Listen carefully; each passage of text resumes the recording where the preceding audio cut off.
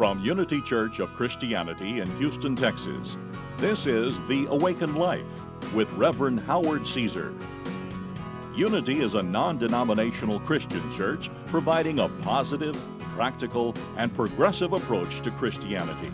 Let's join the service in progress with the Reverend Howard Caesar. So back then, there were three gentlemen in the waiting room while their wives were giving birth, and a nurse burst in and said to the one, "Congratulations, you have twins." And that guy said, "Oh, that's wonderful, and it's a coincidence. I happen to play for the Minnesota Twins baseball team, and that's great, you know." So then they pat him on the back. A little while later, a nurse comes in, says to the next guy, "Well, congratulations, your wife just gave birth to triplets." He said, "Wow, that's another coincidence. I work for 3M Company." And this other guy started to turn pale and shake and got up and started walking out. They said, "Where are you going?" He said, "I need to find a therapist. I work for 7-Up." Today, we begin part 4 of our five-part series called Spiritual Values to Live By. And if you are visiting the church or if you are tuning into our TV ministry today, we are really talking in this series about those things that we in our ministry, Unity of Houston, value and hold dear to our hearts as a body, but also as individuals to seek to live these principles or these values in our life.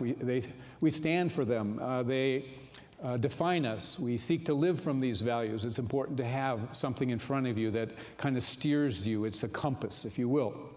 And so we're going to brisk through the first 3 that we've covered, just again for you all to refresh. The first value is on oneness. And the way we state it is, we live from our oneness with God and each other and experience the interconnectedness of all life. And so oneness is very important. We value it, and we went over all the different references that Jesus made to oneness, highlighting the importance of it, that we really are all one, and that we are one with God, and we just have to awaken to it and live from it. The second value, we said, was spiritual principles, okay? And here at Unity, we value spiritual principles. And the way we state that is, we uplift all people in their growth as we apply the principles taught by Jesus the Christ and embrace the universal truths of other faith traditions. Universal truths go through many paths, and certainly Jesus' teachings were universal truths and principles, and were very important, and our understanding of them and our application of them determine basically the quality of our life. These principles are important. We pointed out that God is not a punishing God, but that there are laws and principles that need to be applied. Principles of loving, of giving, of forgiving, of sowing, of reaping, cause and effect, and other such laws, and that we are either in harmony with or we're out of harmony with. And like the invisible law of gravity, if we're out of harmony, there are consequences to pay. And so these laws and living them will either add or subtract to the quality and the experience of our lives. We need to understand what they are. The third value, we said, we covered last week actually, it was on transformation. Transformation is very important. We're here not to be static, we're here to be unfolding and growing and expressing more of what is inherently our nature as children of God. And so in that statement, it states this: we bring into full expression the divine idea we are held to be in the mind of God through the expanding awareness of our spiritual identity. Okay, we bring it into full expression. So we made clear that the divine idea that we are held to be in the mind of God, and that we are in the process of bringing into full expression through transformation, is called Christ. The word Christ actually stands for one's divinity that we have within us, okay? It's waiting to be expressed. It's like a flower seed that has contained within it its true identity and has to simply be given the opportunity to come to full expression. And so we have within us the seed of God within us. We call it the Christ within. We can go back to Genesis where it talks about made in the image and after the likeness. It's talking about that as kind of the God seed. The Apostle Paul talks about Christ in you, your hope of glory. He mentions that we are joint heirs with Christ. Therefore, we are heirs of all that Christ had in the seed of God that he had, we had. But he brought it to full expression. He modeled it. And that he also said, all who are led by the Spirit are called sons of God. So it's about being led by that Spirit. And so part of transformation is to find that part of us that has a growing awareness, that there is that in us, that can say, I see that, I feel that, I think that. In other words, I see that house, I feel joy, I feel fear, I think this thought or that thought. To be able to recognize that, so there's actually a witnessing self in us. And we begin to grow all the more and transform when we begin to realize and relate to and identify with this part of us that can conclude then things like, I have thoughts, but I'm not my thoughts. I have emotions, but I'm not my emotions. I have a body, but I'm not my body. I have desires, but I'm not my desires. I'm not these things. Why? Because I'm able to witness them. There's a part of me that can stand back and look at a thought, look at a feeling, experience these things, and they come and go. They have no permanency. But the witness of me, the spirit of me, the essence of me is eternal, permanent, okay? And so that's the seed of the divine in me. So the more we identify with this kind of witness part of ourselves, the more we transcend the various limitations that we have conditioned into us, various limiting beliefs, become more free. We're able to peel away all that stands in the way of the true nature of the divine within us. We begin to feel closer to God. Why? Because, again, the witness in us is being able to say, hey, that's just a thought, that's a feeling, that's not me, that's passing through, all right? That's not permanent. And that's a big difference. I'm identifying with that which I'm held to be in the mind of God. It's very powerful to get to that place. Transformation starts within, with me. As the Dalai Lama says, we can never obtain peace in the outer world until we make peace with ourselves. So today, our fourth value. And the fourth value that we have is on community. And it states, and community is a very, very important thing to hold as precious. But it states, we join together to create a sacred environment of acceptance, shared trust, and mutual growth, honoring our diversity through relationships grounded in or established in truth and love.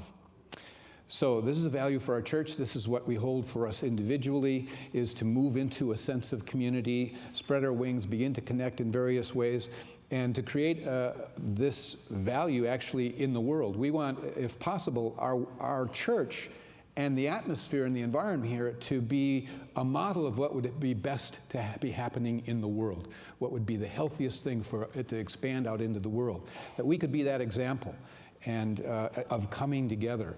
And so we've already established in this series that we're all one family, that we're interconnected, that we are creations of the same God, so we're brothers and sisters. And wouldn't it be wonderful to have the whole world hold this value where they were able to say, we all as a world come together to create a sacred environment of acceptance, of shared trust, of mutual growth, honoring our diversity through relationships grounded in truth and love.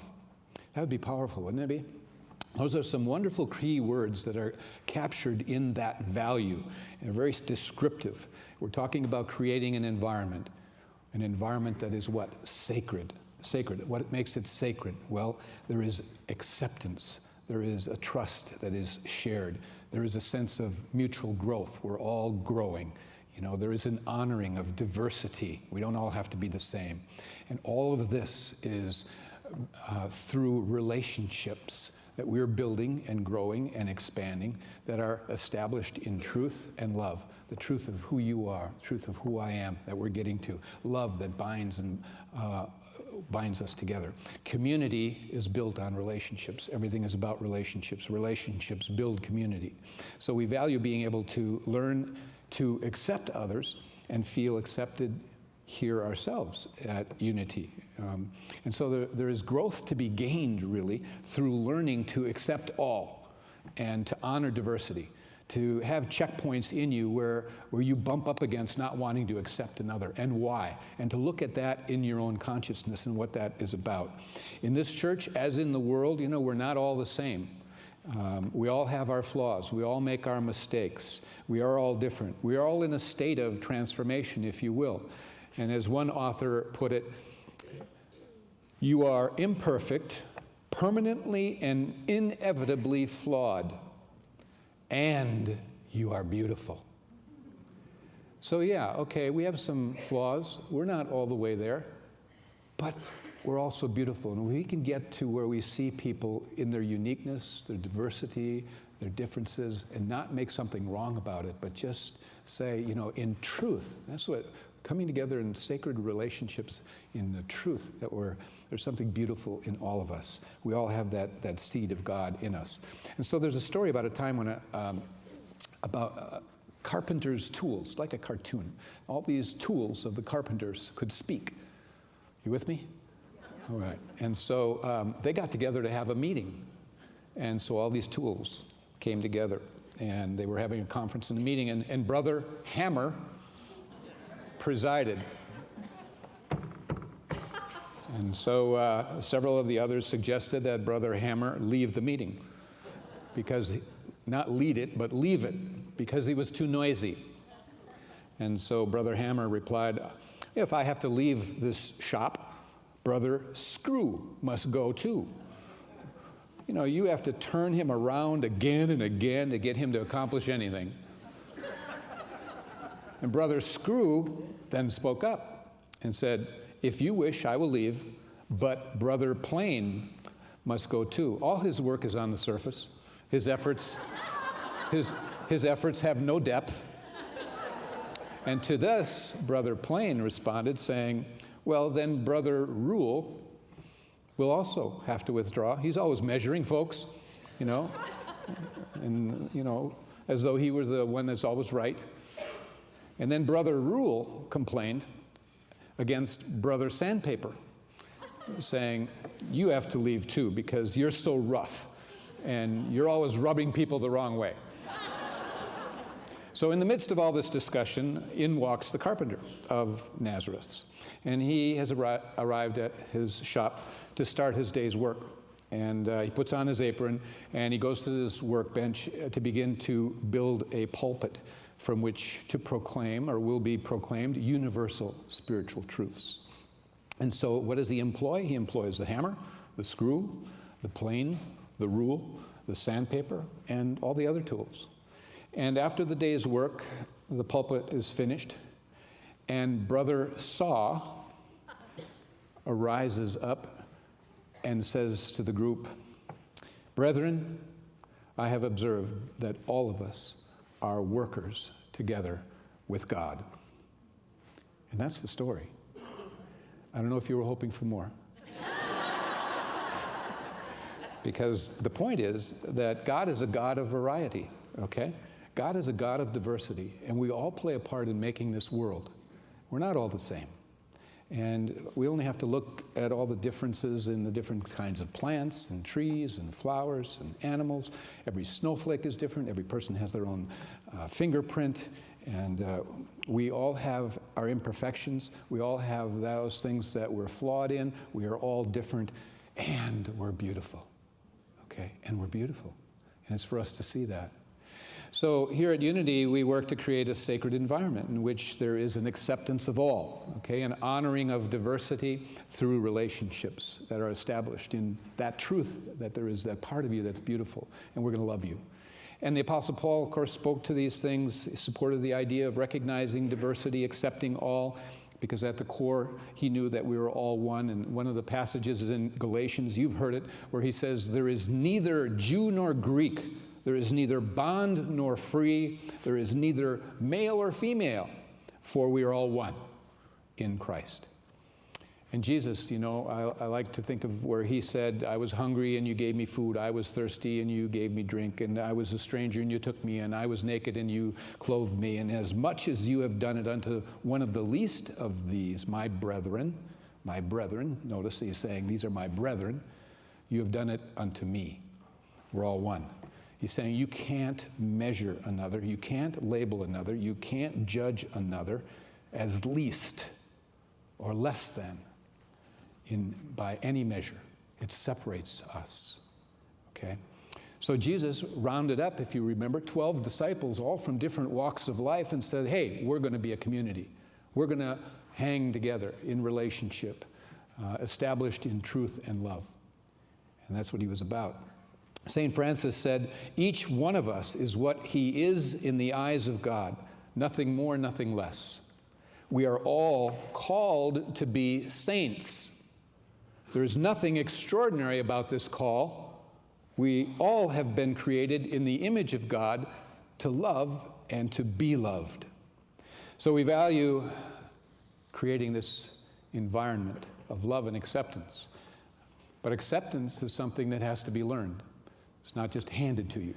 It's an inner dynamic. It's conditioned in. It's part of our growth and our inner growth. And we have to be willing to put ourselves in positions where we may not be comfortable with accepting everything that is there. And notice that, and then transcend our discomforts based on the truth and based on the fact that we are love. And say, we can't grow in our acceptance of others without growing in our acceptance of ourselves. It starts there. And so we have to realize that whatever it is that we, don't like in another indicates an issue, a charge, a belief, a judgment, that is actually in us. And that's what we're seeing through. And that has to we has to come into our awareness. It has to be released. It has to be healed, transcended, because it's keeping us from the experience of oneness. It's keeping us from joy, because whether you realize it or not, that is a conflict in you. It lives in you. Anything that separates you from any form of life is a conflict. And whether you're aware of it or not, consciously or unconsciously, it's keeping you from the fullness of joy. So we value acceptance, and acceptance of others comes through acceptance of ourselves. They overlap, if you will. Mark Twain said, the worst loneliness is to not be comfortable with yourself. Wow. Can you all relate to that? I mean, I know that. I've had that loneliness of not being comfortable with myself. And Carl Jung said, the most terrifying thing is to accept oneself completely. What he means by that, I think, is that to look at our flaws, to look at our imperfections, to own them, to accept them and accept ourselves rather than project them onto others around us, but to completely accept oneself, looking at every aspect of our being, our dark side, our imperfections, our flaws. That can be terrifying, but then you get to a place where when you're comfortable with yourself, your whole world changes. We all want to belong. We all want to have people wrap their arms around us and accept us, but that's very difficult if we shy away from meeting others because we're not comfortable. We're not comfortable in our own skin. We haven't completely accepted ourselves. Renee Brown, I love her writings. She says, because true belonging only happens when we present our authentic, imperfect selves to the world, our sense of belonging can never be greater than our level of self-acceptance. Did you follow that? Apparently not. Let me say it again. You should see the look on your faces. Because true belonging only happens when we present our authentic, imperfect selves to the world, our sense of belonging can never be greater than our level of self-acceptance. Okay, here at Unity, we want you to be yourself. We want you to feel safe to be you. on the basis that we're all in mutual growth as well and transformation. And it's been said, we want you to be yourself because everyone else is already taken. They say the first commandment is be yourself, and the second commandment is get over yourself. And it's somewhere in between we have to live. But we are here to teach, love, and inspire people into being all that they're created to be. And we will love and accept a person as they're on their way to the all that they are created to be. And perhaps more than any other human need, more than perhaps even food and shelter, all human beings have this need to connect, have community, just really be in contact with others. And some, within the framework of their consciousness, their personality, their conditioning, their issues, they're not able to allow themselves to do that. And we have to push through the discomforts. You need to join a group. You need to join the choir. You need to join the unity in the community that is serving in various ways. You need to volunteer or enter into service. Mix it up with some other people. Meet some new people. Feel and experience your discomforts so they can push through and heal them. We want to get where we have this deep, heartfelt caring for the dignity, the well-being, the good of every single life form and every single soul, from the smallest and the least to the greatest. That's what we're about. So loving acceptance is a powerful thing, and it makes it safe in that acceptance for a person to be themselves, to be real, to be authentic. And there's a wonderful little poetic story that I'd like to share that carries the theme of what we're discussing here today. And so it has its own lesson you will pull from it. It goes like this. I showered and shaved, I adjusted my tie. I got there and sat in a pew just in time. Bowing my head in prayer as I closed my eyes, I saw the shoe of the man next to me touching my own. I sighed. With plenty of room on either side, I thought, why must our souls, S-O-L-E-S, why must our souls touch? It bothered me, his shoe touching mine, but it didn't bother him much. A prayer began, Our Father. I thought this man with the shoes had no pride. They're dusty, they're worn, they're scratched, even worse. There are holes on the side. Thank you for blessings, the prayer went on. The shoe man said a quiet amen. I tried to focus on the prayer, but my thoughts were on his shoes again. Aren't we supposed to look our best when walking through that door?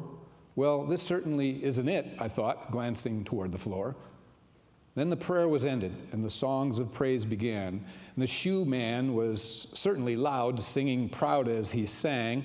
His voice lifted the rafters, his hands were raised high. The Lord could surely hear the shoe man's voice from the sky.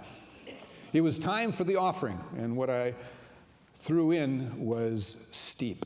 I watched as the shoe man reached into his pockets so deep.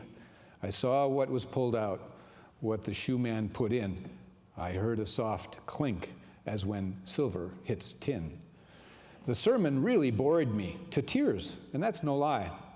It was the same for the shoe man, for tears fell from his eyes.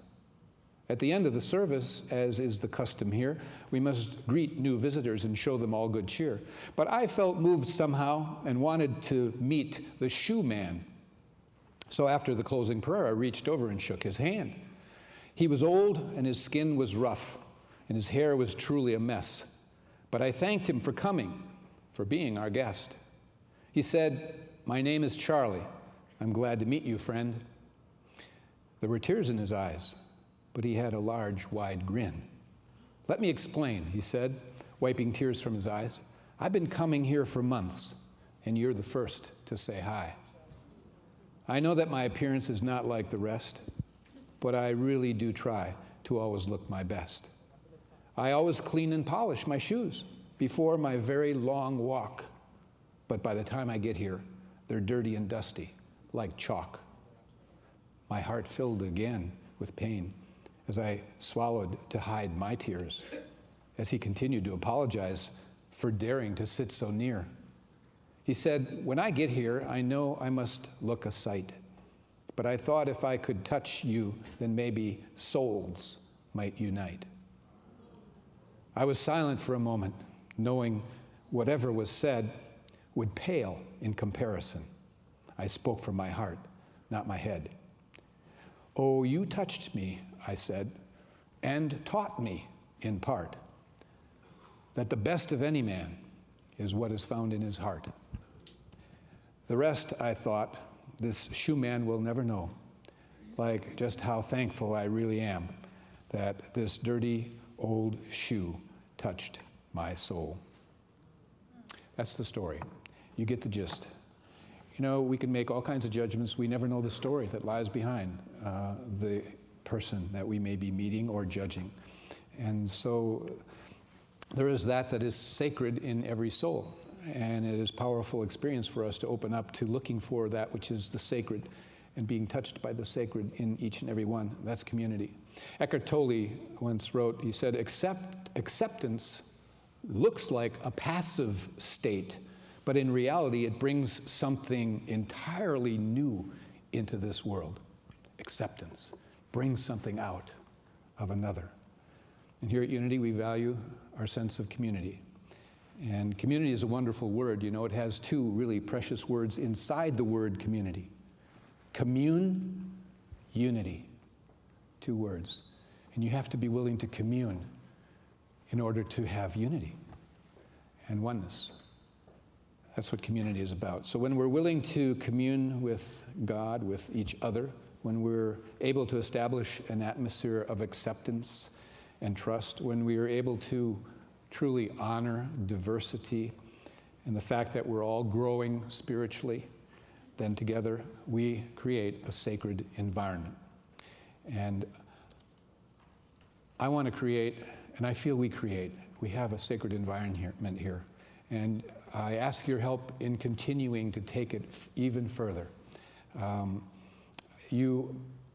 So many of you live from this place already, I know, and I honor that. But community is about discovering ourselves, and wherever our discomfort may be, let us step into it.